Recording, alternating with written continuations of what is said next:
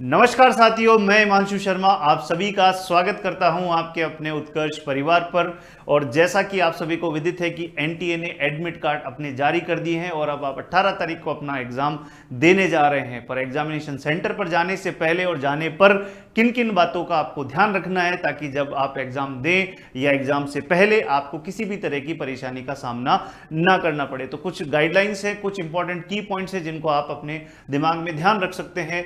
तो इन्हीं के ऊपर हम बात करने वाले हैं। सबसे पहले हम बात करने वाले हैं उन कैंडिडेट्स के लिए जो कहीं ना कहीं किसी न किसी तरह की डिसेबिलिटी से ग्रसित हैं, जो कि 40% या उससे ज़्यादा हो।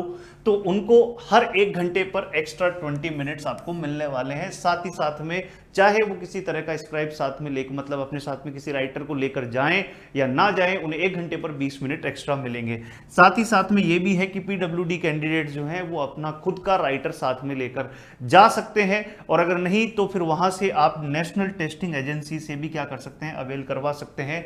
ये आप लोगों को ध्यान रखना। पहले हम बात करें उन विद्यार्थियों के लिए जो कहीं ना कहीं पीडब्ल्यूडी वाले जो कैंडिडेट हैं उनके लिए हम बात कर रहे हैं। साथ ही साथ में जो category, in case of other categories of person with benchmark disabilities, the provision of scribe can be allowed on the production of a certificate from the chief medical officer, civil surgeon, medical superintendent of the government health care institution. तो ये आपको ध्यान रखना है कि अगर आप किसी भी तरह की बेंचमार्क डिसेबिलिटी से ग्रसित हैं और आप अगर उस कैटेगरी के अंदर आते हैं, तो अदर कैटेगरी, मतलब जो भी कैटेगरी बताई उससे अदर कैटेगरी में आते हैं, तो आपको यहां पर इनमें से किसी के द्वारा एक सर्टिफिकेट जारी जो है वो आपका किया हुआ होना चाहिए, जो कि आपके परफॉर्मा दिया गया है अपेंडिक्स फर्स्ट के अंदर। उसके हिसाब से गाइडलाइंस को ध्यान में रखते हुए आपको ये सर्टिफिकेट लेकर आना है।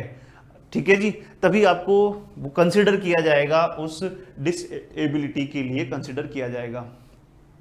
To the effect that the person concerned has a physical limitation to the right and scribe is essential to the right examination or his and her behalf, तभी आपको राइटर जो है वो मिलने वाला है। तो ये चीज़ का भी आपको ध्यान रखना होगा जो किसी भी तरह की डिसेबिलिटी से ग्रसित हैं उनके लिए है। साथ ही साथ में पीडब्ल्यूडी कैंडिडेट्स को जो है अपने साथ में पीडब्ल्यूडी का जो सर्टिफिकेट है वो जरूर लेकर जाना है, जो कि किसी भी अथॉरिटी द्वारा जो है आपका इशू किया गया हो, कि आप जो है उसके अंदर कहीं ना कहीं रिलैक्सेशन जो आप लेना चाह रहे हैं उसका आपको एक सर्टिफिकेट जो है आपको बिल्कुल लेकर जाना है। The scribe provide by the NTA must also carry his and her own self declaration, मतलब जो आप राइटर साथ में लेकर जा रहे हैं वो भी अपने साथ में एक डिक्लेरेशन फॉर्म लेकर जाएंगे, साथ साथ में एजुकेशनल सर्टिफिकेट, उसका qualification, passport size photograph, valid government identity के साथ में जो है यहाँ पर आपको जो राइटर आप साथ में लेकर जा रहे हैं उसको आपका ये चीज़ें भी आपको रिक्वायर्ड रहेगी। तो ये उन कैंडिडेट्स के लिए है जो कहीं ना कहीं इस कैटेगरी से बिलोंग करते हैं। ठीक है, साथ ही साथ में जैसे ही आपका एग्जामिनेशन खत्म हो जाए तो आप इंस्ट्रक्टर जो है उनका वेट, उसका इंस्ट्रक्शन का वेट करिए, अपनी सीट से खड़े मत होइए। ठीक है, तभी जब तक टाइम खत्म नहीं होता तब तक आपको मूव करने की आपको जो है जरूरत नहीं है। जैसे टाइम खत्म होगा, जब इंस्ट्रक्शन दिए जाए तभी आप अपनी सीट से मूव करें। साथ ही साथ में ऑल कैंडिडेट्स, ये अब जो पॉइंट्स हैं वो सभी कैंडिडेट्स के लिए हैं। All candidates are required to download and read carefully the instruction given with the admit card, strictly adhere to them। अपने जो आपका एडमिट कार्ड है उसके अंदर जो इंस्ट्रक्शन दिए गए उन्हें बहुत ध्यान से पढ़िएगा और स्ट्रिक्टली उन्हीं के ऊपर अधेर रहिएगा, उन्हीं को फॉलो करिएगा।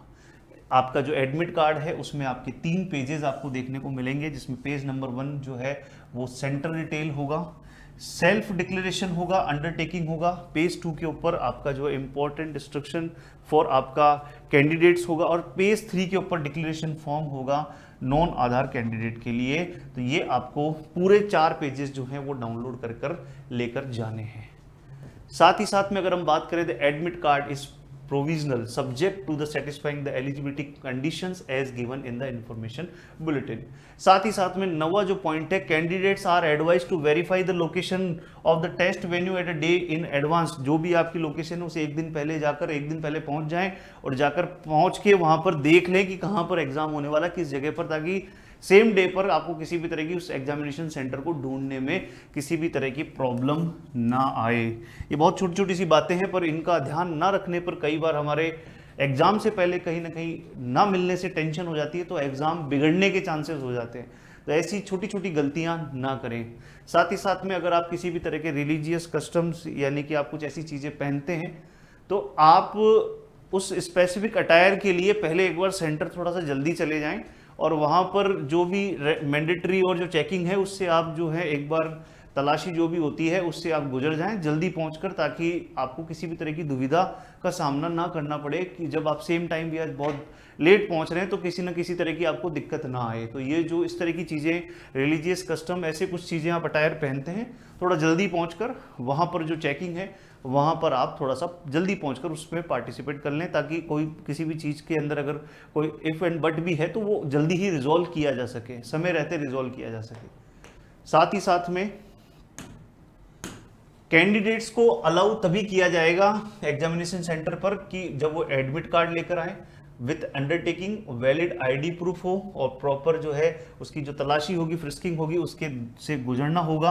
और वो फ्रिस्किंग जो होगी, तलाशी जो होगी, वो आपकी मेटल डिटेक्टर से होगी, किसी भी तरह का कोई फिजिकल टच नहीं इसमें इन्वॉल्व होगा। साथ ही साथ में एग्जामिनेशन सेंटर पर सारे सर्विलेंस रहेंगे, सीसीटीवी कैमरा रहेंगे, तो आप और सारे जो आपके मोबाइल वगैरह जो है वो सब के अंदर क्या लगा हुआ रहेगा, जैमर लगा हुआ रहेगा, तो उससे कोई भी नेटवर्क वगैरह नहीं वहाँ पर काम करेगा। तो इसलिए आप इन चीज़ों का भी ध्यान रखें, ठीक है। कौन कौन से आइटम जो है वो आपको लेकर जाने हैं और कौन कौन से आइटम जो है वो नहीं लेकर जाने हैं, उन पे भी बात कर लेते हैं। तो परमिटेड जो है उनको क्या क्या के साथ में कैंडिडेट्स को परमिट किया जाएगा। पर्सनल ट्रांसपेरेंट वाटर बॉटल, ठीक है, वाटर बॉटल ले जानी है, पर आपकी क्या होनी चाहिए, पर्सनल होनी चाहिए और ट्रांसपेरेंट होनी चाहिए। Admit card downloaded from the NTA website, आपका एडमिट कार्ड होना चाहिए आपके पास में।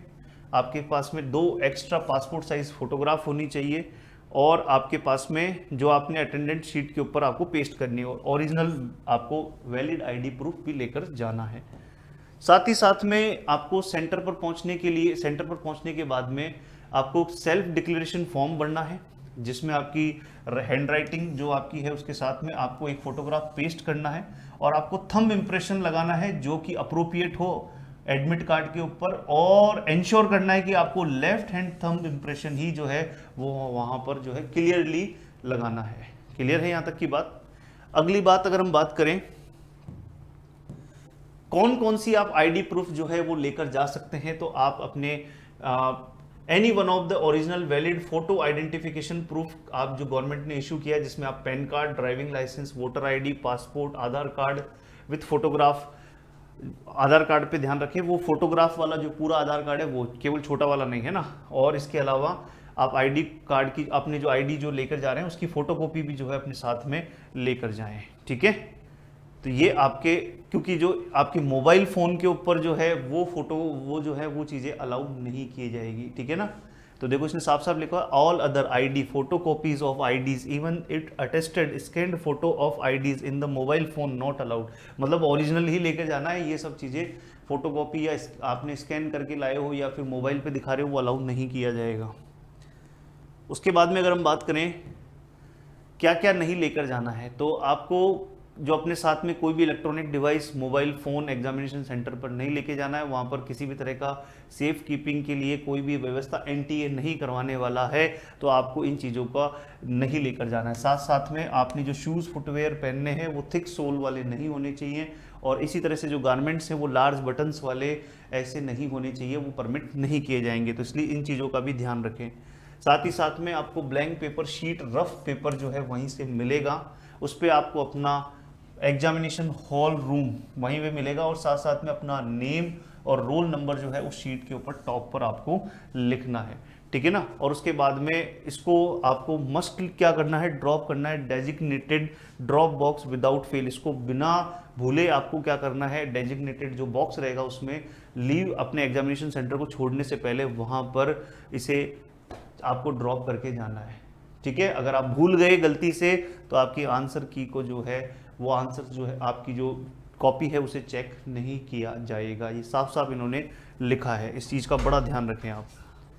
साथ ही साथ में if at any stage it is found that candidates have submitted multiple applications, तो उसका वहीं पर ही एग्ज़ाम कैंसिल हो जाएगा, और साथ ही साथ में जो भी फर्दर जो कार्यवाही है एनटीए द्वारा वो लीगल कार्यवाही, लीगल एक्शन लिया जाएगा। तो ये गलती अगर करी है या नहीं करनी है, ये गलती साफ साफ इन्होंने लिखा है।